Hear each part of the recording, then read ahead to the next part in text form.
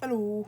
So in my last video, I explained we had these two dragons, and their dad, this guy, had left, and we said that the scenario was that let me get them in frame, was that, was that they reacted very differently. And I said something that was not correct, as I am only me, we're all only human. But I said something that was not correct. I said same dad. I know what you're thinking. There's one dad. Like, there's one dad. What you mean same dad? And that's because in a relationship, there's, especially with kids and siblings, especially with that, this person is always going to remember their dad differently than this person.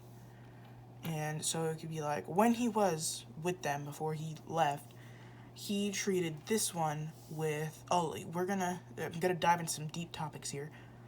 This is the older sibling. And so the dad treats the older sibling as a test run, which is not good. Don't do this, but this happens a lot. That's why there's older sister syndrome. Usually happens with a sister because society is society. But it also happens with older brothers. I don't know why they just named it after the sister, but it also happens with brothers. Or non-binary. But they have the weight of the world on their shoulders. That's how they feel, because the dad looks at them to be the role model for the little guy. Or the dad, once the little guy is here, the dad realizes, oh, well, I can have the little childhood moments that I had with them again, and that was a great time. So the dad, this doesn't happen with every family. I am fortunate enough to have a great stepdad, but the dad will kind of like butt out against the older sibling to spend time with the younger sibling. And so the older sibling gets a different dad than the younger sibling. The older sibling sees the dad as distant, neglectful, which he kind of is, and not there for him. And the younger sibling is more dependent on the dad because remember, kids are not stupid, but he sees how this going on, and usually if they're really young, they don't really see that, and if they do, it's not good. We should not introduce this to anybody because it's bad. But he sees, oh, my older brother is being left alone. And in so many cases, this is not always the case, but they're just like, they did something wrong. So they think that because that's how they were raised. Like, oh no, again, it's not a one thing fit for everything. Again, in my last video, trauma is different. So are families, so are relationships, everything is different. So they see, oh no, they did something wrong to do this. The only thing they did wrong was they were the older sibling. To him, they were the test run. And an important note, the dad may not see this, that he's doing it. Many parents have no clue that the trauma effect they are putting, and trauma is a really strong word, but I think it's the right word. So they have no clue how they're implementing and indirectly hurting their kids. And not all parents mean to do this. Some do. But not all parents really mean to do this. They're just trying to be good parents. Because remember, this is the first time for him, it was the first time this parent has ever had a kid. So yes, always there's going to be a difference between the first kid and the second kid. But, as back to the story, he sees that, oh no, he did something wrong. So he tries to act the best and give his dad the best results he can.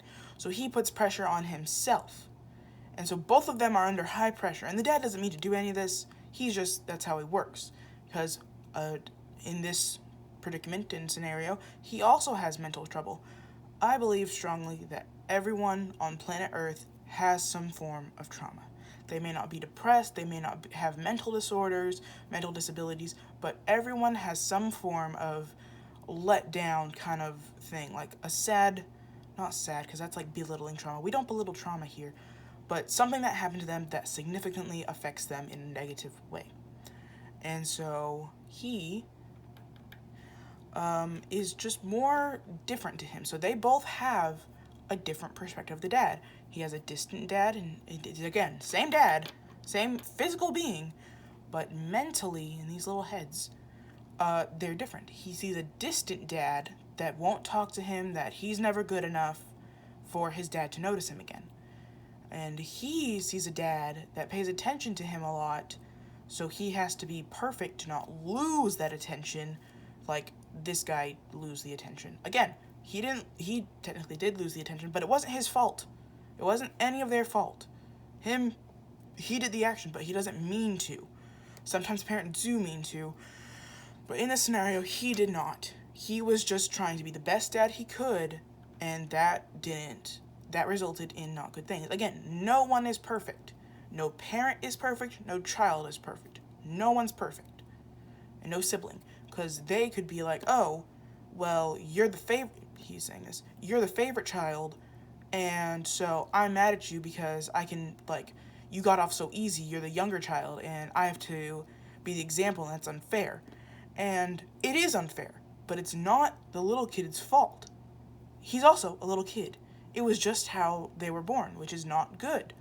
But, again, and I expressed this in my last video, a good thing to do, which I think is highly underrated, but is a good thing to do, and not everyone's going to like it, but I think it's good, you get a family counselor.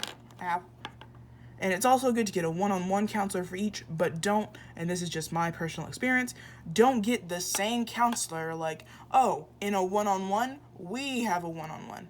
Oh, we have a one-on-one, we have a one-on-one. That's not the best thing to do. I personally don't like it, and it can lead to some major mix-ups if that therapist is not keeping up with confidentiality. And so it's best to just have one therapist for each buddy, and you're the other therapist. So we have a family therapist, a therapist for the little guy, a therapist for the dad, and a therapist for the older sibling. And then I personally don't know how this goes because I haven't done as much research as I should. So also research, that's very important. But I do know that family counseling is very, very helpful in several families. So family counseling is very important. And so the main takeaway from this is that you could have the same physical dad, but these two have a different dad. As in, he sees one where he has to be perfect, not perfect, but he has to, earn his love for dad. He also has that idea, he has to earn, but he sees dad as different. And over time, he gives up. In this scenario, he gives up on trying to win over his dad. He just, no. And he gets it really easy.